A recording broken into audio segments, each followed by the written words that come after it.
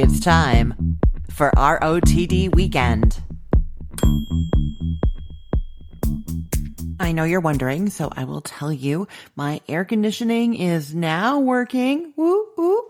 And my kids have gone back to school. I don't know if that's something to celebrate or not, but we got through the back to school clothes, school supply buying routine, change, everything. And my back is no longer thrown out. It seems to be functioning well. And so I am pretty happy. Things are back to normal. I'm of course back from Belgium, so that's also back to normal. But I do have to say I miss it there. I was there for 34 wonderful days and I want to hold on to it. And I'm thinking that holding on to summer, whatever that means to you, is definitely a wonderful thing. And I'm going to tell you one of the ways that I'm planning to do it. And that is by cooking a lot of the foods that I had while I was in Belgium this summer. So last week I told you about the ricotta gnocchi that I had. I know, not Belgian, right? Italian, but they were so good. I did try my hand at making them the other day for dinner and just for me because, as you know, nobody in my house likes ricotta. But anyhow, they turned out okay. They were not as pillowy soft as the ones that I had while I was away. And so I'm going to be trying some other recipes and trying some other things, but it was really fun and really tasty. And the other thing that I want to try my hand at to hold on to summer is one of my favorite discoveries while I was in Belgium, and that is a soup or stew dish called water zooey. I know, it's super fun to say, right? It's literally the word water followed by Z-O-O-I, water zooey, all one word. And it is this stew that originates from Ghent, Belgium, and you can get it either with fish or chicken in restaurants. Some restaurants have one, some of the others, some have both. And it's not entirely clear to me if this is a regional difference, that some parts of Belgium have one and some parts have the other. I read on Wikipedia, of all places, that it has to do with something that changed in Belgium itself, that it used to be a fish dish and then became a chicken dish. Anyhow, the ones that I had were loaded with beautiful fish. It's a soup stew.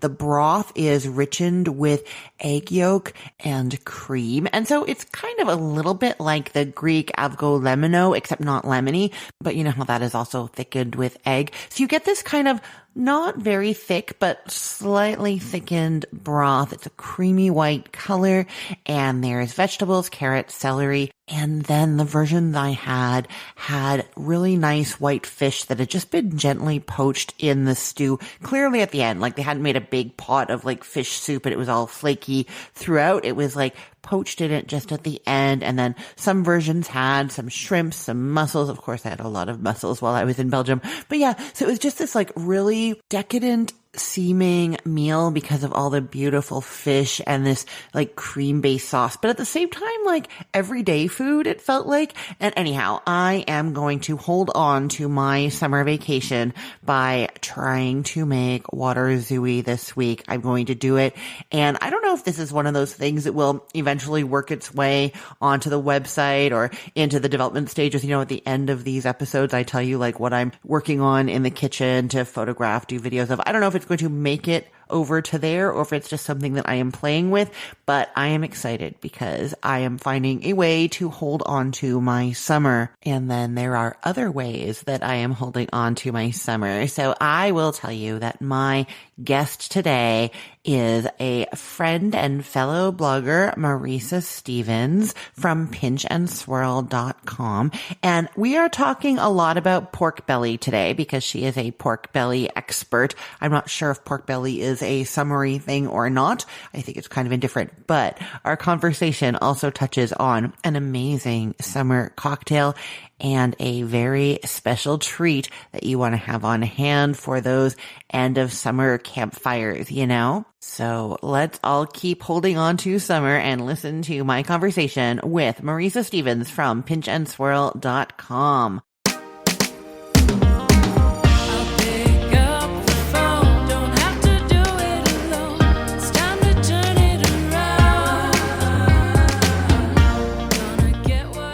Marissa Stevens, welcome to the show.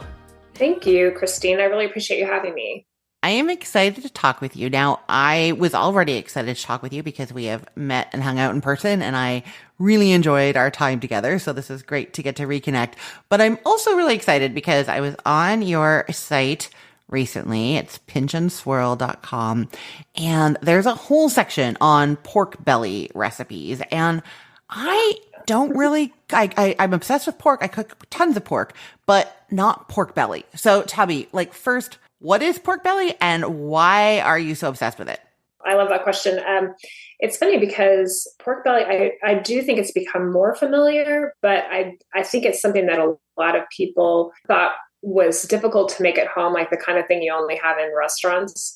And my husband and I, Keith and I, we had pork belly, I think it was like on a bowl of ramen, and it got me interested in it.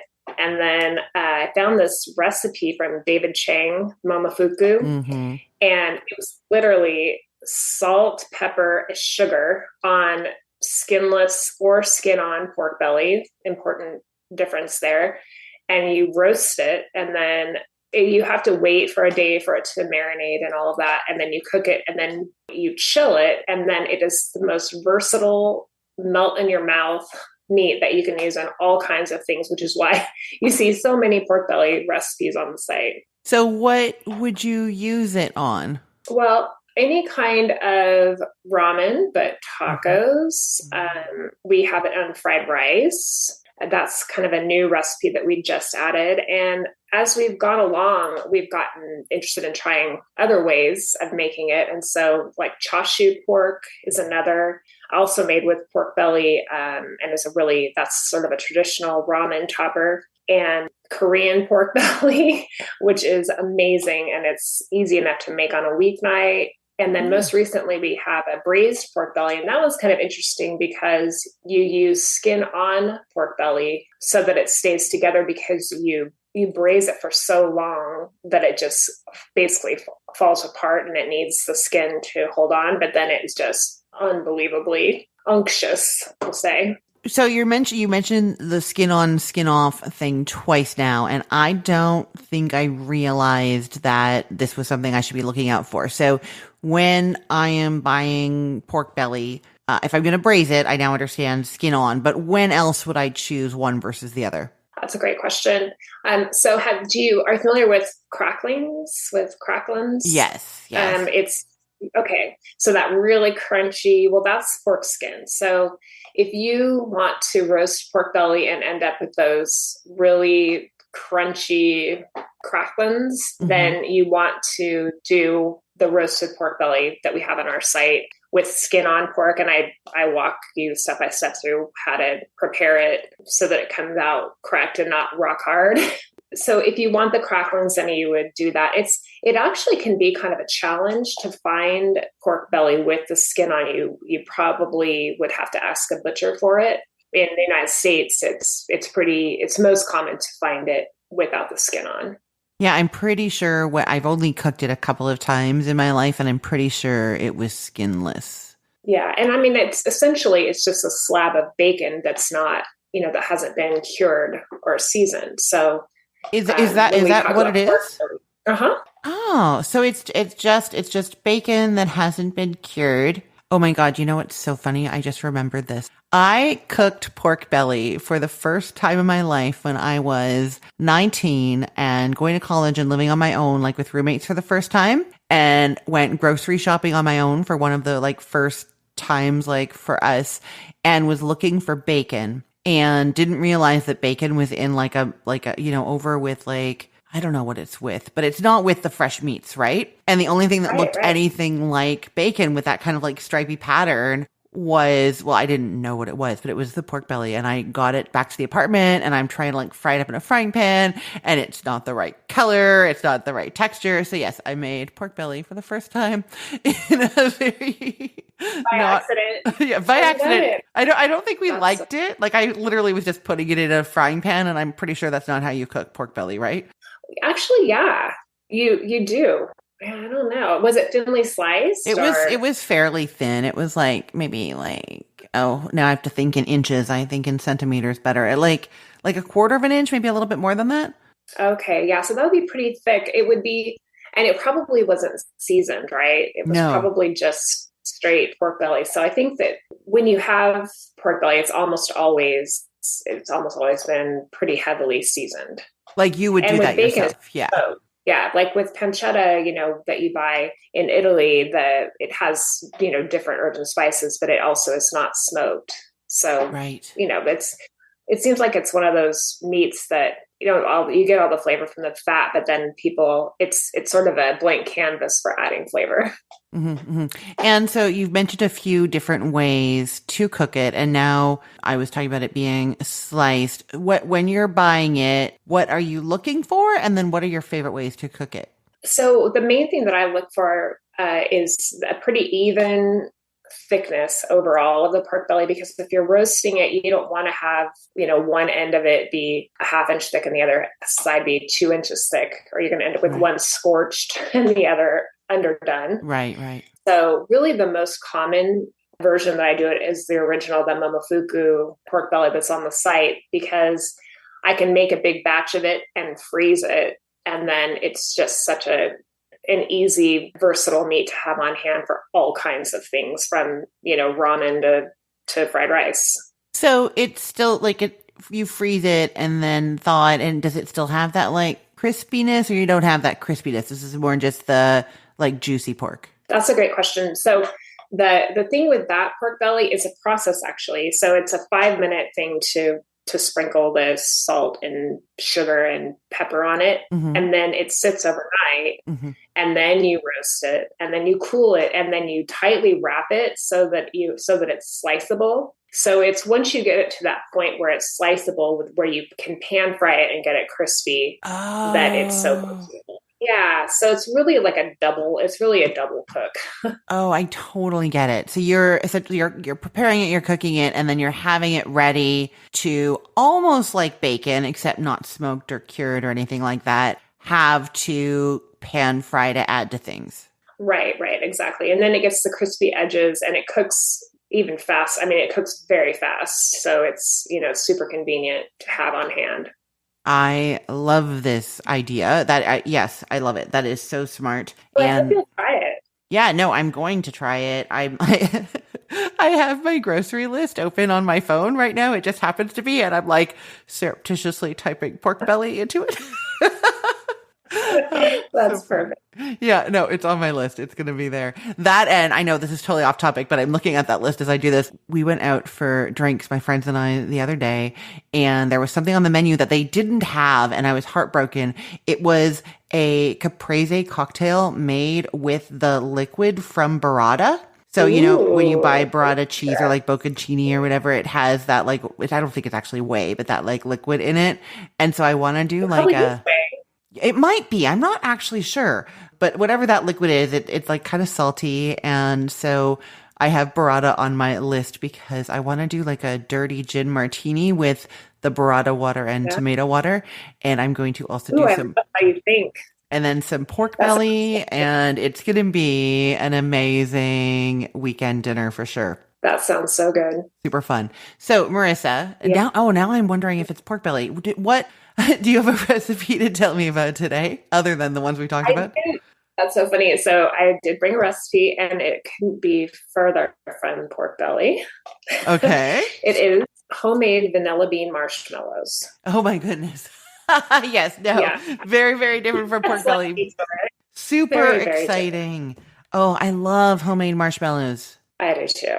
I have to admit, though, I chose the recipe partially because it is a little offbeat for Pinch and Swirl, because it's very rare that I would choose a recipe that is a bit of a hassle and sticky and requires certain equipment, because I think that, the foundation, the thing I love the most about food blogging is providing recipes for people that are more beautiful and taste better than they look is possible based on, the ingredients and the effort that goes into them. I love But that. Yeah. these are not that. So, No. yeah. But I mean, okay, I am with you. I have made homemade marshmallows 2 times in my life, and Oh, they blew my okay. mind. I'm glad you made them. Yeah, and I'm not usually a sweets person. It was for when the Cookful, my second site was first starting, one of the series that we were tackling was on hot chocolate, hot cocoa, hot chocolate. And we really wanted a homemade marshmallow recipe for in there. And so I did it like really just for the site. I don't even know if it's still up, that recipe. I don't think it is. But so I did it for that. And they were delicious. They were mind blowing, but they were also, I was like, I don't have enough of a sweet tooth. I don't know if I'll make these again. But yours, like you're flavoring them. So there's like another whole level to these, right? Well, I mean, the vanilla bean definitely does add a Mm-hmm. level. And so let me tell you how we came across these, because it wasn't that I set out to make homemade marshmallows, but this was more than 20 years ago. Wow. And Keith and I were in the Ferry Building in San Francisco, and Michael Mercuti has this amazing chocolate shop there, wonderful chocolates, but he also had homemade marshmallows. And I tasted one and I could not believe I had never had anything but, the ones that come in the bag. Mm-hmm. And it was like the difference between a stale Chips Ahoy and, a fresh chocolate chip cookie out of the oven. I mean, Yes. that big a difference in my mind. And he happened to have a cookbook and it had the recipe in it. And so I was determined to make these at home. And Mm-hmm.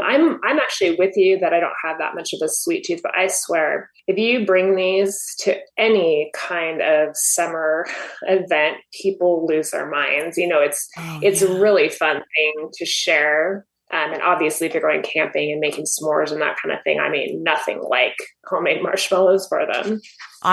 So I have not done that with them. So, okay. So these are delicious and it doesn't take away from them at all to just stick them on a stick with chocolate and graham crackers like that. It does them justice and you can tell that they are like homemade and amazing even when you've done that. Absolutely. The main thing I've noticed is that you don't need to roast them as long. You're really just kind of getting them warm because they're so soft Mm-hmm. comparatively to Mm-hmm. the ones you buy in the store. They're a totally different texture, as you know. Yeah, yeah, yeah. Okay, well, I am convinced it is summer and we have a fire pit. I mean, I will tell you, I live in Florida and we don't usually use our Oh, fire pit this time of year. It's more of a fall winter thing, but I know that most of the country loves their fire pits this time of the year in the evening, especially. So, yes, please tempt us, tell us, where do we start when making these?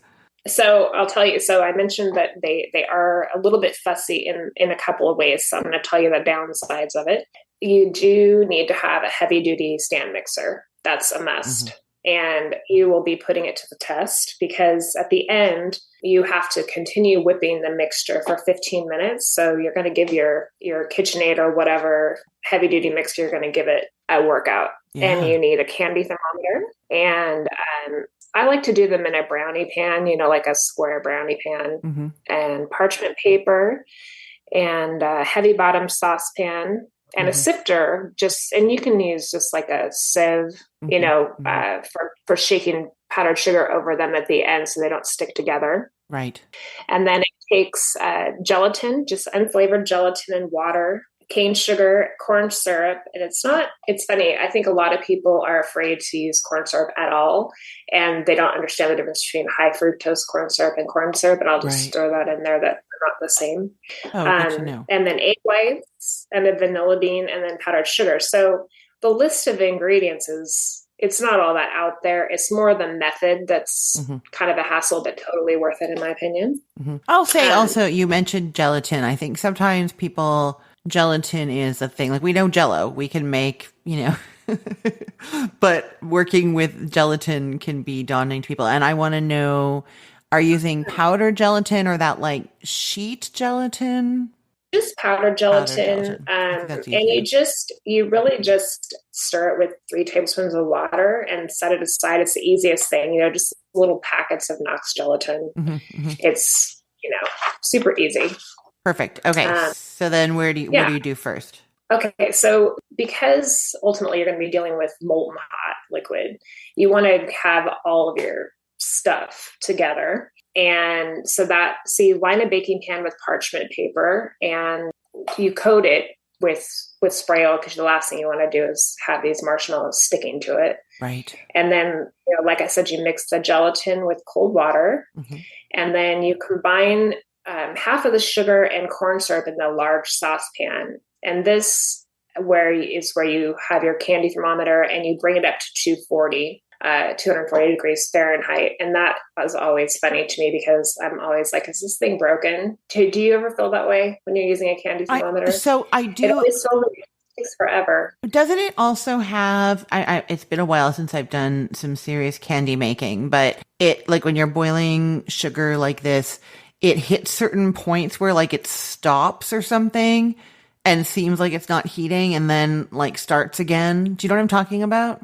Absolutely. And I don't know what that is. And honestly, I don't make a lot of candy or Mhm. anything like that. So whenever I am doing, which is usually around the holidays, other than marshmallows, You I know, always feel like it's like, is this thing broken? Marissa, there are people listening to us right now who are like, these women without sweet tooths who are talking about making marshmallows. Right. they need, they need to stop. My kind of fraud. It's about making other people happy, right? No, I'm It's so funny. No, no, no. It's just funny that we're like, this candy making thing. Okay, yeah. So it's going up to 240. yeah. So you're bringing the sugar, half of the sugar and the corn syrup up to 240, and then once it gets to 240, then you start mixing the egg whites in the stand mixer with a whip attachment until they get to soft peaks. Mm-hmm. And this is the point when you're scraping a vanilla bean, you're scraping the seeds out of it with the tip of a paring knife to add to the egg whites. And that really does add a really nice depth of vanilla flavor. Oh, I bet. Is the sugar still on the stove while you're whipping the egg whites? It is, yeah. Okay, so it's still heating. Yeah, so Okay. this is a full concentration type situation. Mm-hmm, mm-hmm. Yeah, yeah.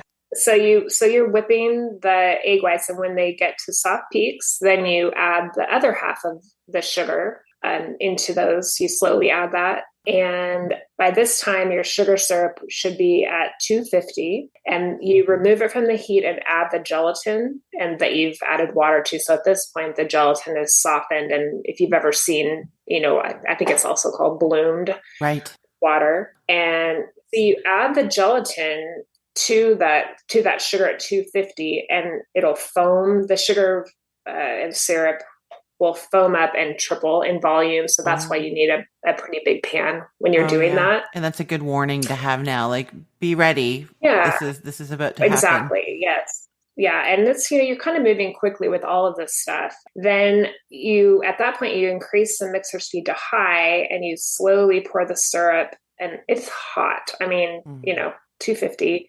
into the beating egg whites, and you kind of aim for the side of the bowl because you don't want to be cooking the egg whites, and that's why they're on high, right? And then once all of it's added, you reduce the mixer speed to medium high, and you beat it for 15 minutes. And this is just to keep it moving, so until the mixture has time to cool to lukewarm. Okay. And at that point, you pour it into the pan that you prepared and smooth it out, and that's sticky. And then this is the torture part. You have to let it cool completely before you cut it. And which is kind of brutal. And you sift powdered sugar over it to keep it from sticking together. And then once they're all cut, then you do another layer of powdered sugar so that they don't stick together. So it's not that complicated. It's technique. It's important technique, I guess. I remember it being a little bit messy, but I also, I'm listening to you, and I think that when I was making them, my batch was much bigger. And so once it was like done, there was just a lot more. I think we piped some to make mini marshmallows, and we had some in brownie pans, and there was like so much. And like, so this sounds much more, like manageable. You do this kind of crazy thing for a short time with the syrup and the egg whites, and then you let them sit, and that's all. Like, yeah, right, exactly. Yeah, it's really, and it makes like 50 to 60 marshmallows. So it's still a good amount of them, but yeah, and really once you've done it once, I think it doesn't seem like that big of a deal, but you just have to pay attention, but it's worth it. How big was the brownie pan that you poured them into? It was a 9-inch square or 8 by 12. And just one of them? Yeah. Oh, and it makes that many marshmallows. So how big are the marshmallows in the end? That's a good question. Hmm. I'd have to do the math. I don't remember right off the top of my head. Yeah, Well, no. if it was 9 by 9, Hmm. Hmm. then that would be what, I mean, they're more than an inch, right? Because 9 by 9, am I doing my math right? No, you're right. Nine Would by that nine be is like 81. If they were an 81? inch big, 81, and these are bigger than an inch. So but yeah, yeah. I mean, it makes a bunch. Wow. Yeah, It's, and no, it, that does make yeah, a lot. yeah, And it's just that nice little pan. Yeah, that doesn't seem daunting. That seems fine. yeah, it's fun. It's worth it just to do it. And I kids go nuts up. you know So what? I'm gonna give it a try when it cools down a little bit outside and we're gonna do some campfires. My daughter really loves doing kitchen project kind of stuff. She's made jelly roll cake a couple of times now. You know where you bake a thin cake and then wrap it. Have you done this before? You wrap it in like a towel while it cools. absolutely, it's one of my very first things I ever made. Yeah, I she's done love it a that she bunch of did that times. too. I That's so think I cool. think she likes, and I think that's why she would like this too. And I think a lot of people listening actually that like, does that really work kind of thing? Like when she saw it Right. in a cookbook and was like, wait a minute, I do what with the towel? And then I can do what with the jam? Like how is this working? And so it's almost like that science part of cooking, right? Oh yeah, absolutely. And I think that kind of stuff builds confidence, Oh yeah. when it seems like, how can this work? And, giving it a shot and I think making things at home that are typically store bought is another kind of a fun thing to do. Yeah, and you know what? What I just realized too with this is, yeah, I mean, my kids like marshmallows fine, but if any part of us ever like, why did marshmallows become such a popular treat? It's probably because originally they were homemade and they were this good, you know? That is such a good point. Oh my gosh, that's such a good point. I wonder. Now I'm so curious. What's the history of marshmallows? I really don't know. Yeah, no, I'm sure because they're really not that special, but they are a staple now. Well, Marisa, this is super fun, and I can remember how good they taste. I can't wait to try them again. Can you remind people or let people know where they can find you online if they want to see what you're up to, check out your recipes? Where is the best place for them to go? Oh, sure. Thanks. My website, pinchandswirl.com. It's pinch of salt and swirl of olive oil was the origin of that name. Oh, So I it's love helpful to that. remember. And yeah, and it's the same handle on social media. Fantastic. Marisa, thank you so much. It was really great talking with you again. Too. I love talking to you.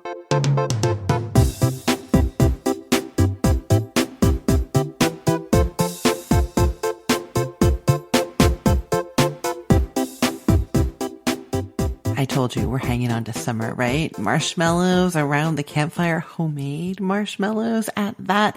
And I'm going to tell you, since I talked to Marisa, I mentioned in that conversation the burrata water cocktail. I did try it, but somehow it curdled with the tomato water, so that didn't work. And instead, I just made a really great tomato water cocktail. So I have to tell you about that in detail at some point. It was very, very good. But until then, make sure you go and check out all of Marisa's delicious recipes for pork belly, marshmallows, and beyond. Head over to pinchandswirl.com and see all those tasty things. Okay, so now I get to tell you what is going on in my kitchen. And you'll remember last week I was a little disappointed because I had to reshoot a bunch of videos, so I wasn't doing anything new and didn't have anything new to tell you about. But today I have new things to tell you about, and it's really crazy. So we're like middle to end of August, but that means that everybody on my team, me included, kitchen and all the video stuff, everything is gearing towards the holiday season. And so everything that I am making is very much looking towards October, November, December. Well, not everything, actually. So I have one recipe that I am doing this week that is not related to the holidays, and that is for a corn tortilla quesadilla. And that is because I have several quesadilla recipes on the websites, and people ask me if they can use corn tortillas instead of flour tortillas. And the answer is kind of, I don't know. Or, well, it has been, I don't know. I've been testing and I figured it out. You do have to do things a little bit differently. And it was different enough that I felt it needed its own standalone recipe on Cook the Story. So that is what I'm doing. We'll be doing the final version of that, photos and video, this week. And then we move towards the holidays. So I am finally doing it. And it's weird that I haven't before. You see, I have a whole bunch of really great turkey recipes on Cook the Story for roasting turkey, turkey pieces, turkey tenderloin, turkey breast, also for brining a turkey, wet brine, dry brine. And I have a whole bunch of gravy recipes on the site. Basic gravy, gravy without drippings, vegan gravy, which I also call gravy for everyone because I use cornstarch in that one. So gluten-free, vegan, everybody can have that. There's all kinds of gravies on the site. You know, bacon gravy, tomato gravy. If there is a gravy, I have it, except I don't have turkey gravy. Not sure how that happened. Maybe probably because I'd already done all the turkey recipe testing and I didn't want to roast a turkey just to make the gravy. But I am doing it. So this week I am roasting a turkey, not to have the turkey, but to make the gravy and do a video showing how it is done. And I'm pretty excited about this. I know I've told you before that when my parents were doing a lot of catering, they did a lot of catering. I don't even know. My mom and I tried to count how many turkeys she's probably roasted in her life, but it's like over 1,000 for sure. Anyhow, back in that day, back in those times, I was there with them quite often. And, you know, I just think they were turkey gravy experts because of it.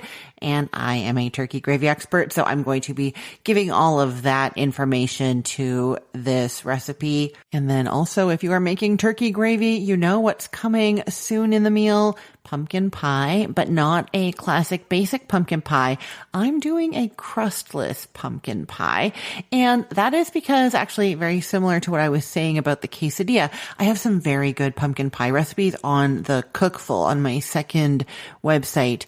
And I've had people ask me if they can do it without a crust. And I know that when you do pumpkin pie, the pumpkin doesn't set up super well right away. And so I've been hesitant to just say, yeah, do it without the crust in there.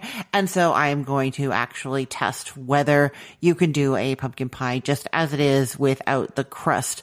Now that I think about it, I'm not sure why people want that. I don't know if they're trying to make it gluten-free or if they just don't want the extra fat or calories of the crust or they only just like the filling. I actually don't know what the reason is, but I've been asked the question and so I'm going to find out the answer. And then the other recipes that I am doing this week, one is for air fryer butternut squash. So this is going to be for just cubes of butternut squash. You know, you can buy them already cut up at the grocery store and they are wonderful just with a little bit of oil into the air fryer. You just need to have the timing down, but I'm going to be doing that one.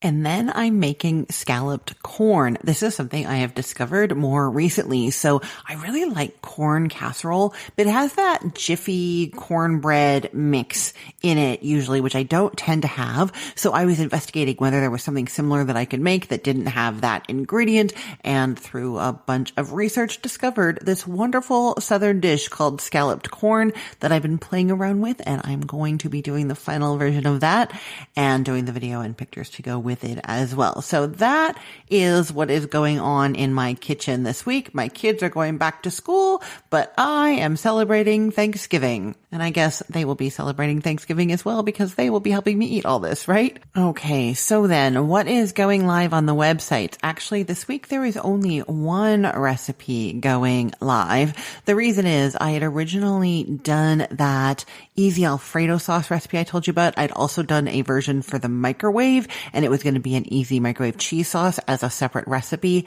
And then I realized that they were so similar that they really should just be within one blog post with instructions for how to do it on the stove and how to do it on the microwave, which meant that there was a hole in the schedule. And well, I was in Belgium, so the hole did not get filled. So there is no new recipe going live on Cook the Story this week. I am sorry, but there's a tasty one going live on the Cookful, and it is is for teriyaki chicken thighs. So this one has the chicken thighs kept whole or cut in half if they're really big ones when you unroll them. But basically like big pieces of chicken thigh that are tossed with not like a store-bought teriyaki sauce, but just a few ingredients. And then they go straight into the frying pan and you add the sauce right to the frying pan, making sure to use a non-stick skillet or a well-seasoned cast iron so the sauce doesn't stick too badly because there is some sugar in there.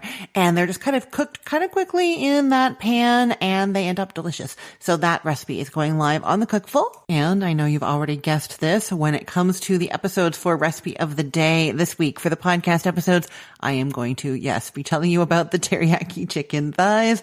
I've also got some really tasty potatoes tomorrow, a really simple lasagna casserole that you don't have to pre-do the noodles for, like you don't have to pre-boil them.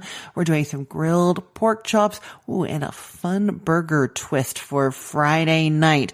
So that is what you have to look forward to on the podcast. Make sure you're subscribed so you don't miss any. Just wherever you listen to podcasts, whatever app you use, head over there and type in Recipe of the Day. You will find me there. Hit subscribe or follow. You can also keep up with everything going on with me in terms of the Recipe of the Day podcast over on our Facebook group. That is at facebook.com/groups/recipeotd. And I am Cook the Story everywhere else that I exist online. So that is TikTok, Instagram, Pinterest, and there's a Facebook page as well. I am at Cook the Story in those places, posting videos, recipes, ideas all the time. So make sure to find me there. I want to say a huge thank you to Marissa from Pinch and Swirl for being such an amazing guest. Very exciting recipes over there. Make sure you go check them out. And a big thank you to you for listening. I really am happy to be back, and it's really great to have you out there to talk to. I'm Christine Pittman from cookthestory.com, thecookful.com, the all-new chicken cookbook, and from this podcast, Recipe of the Day. I hope you have a great weekend. Let's get cooking.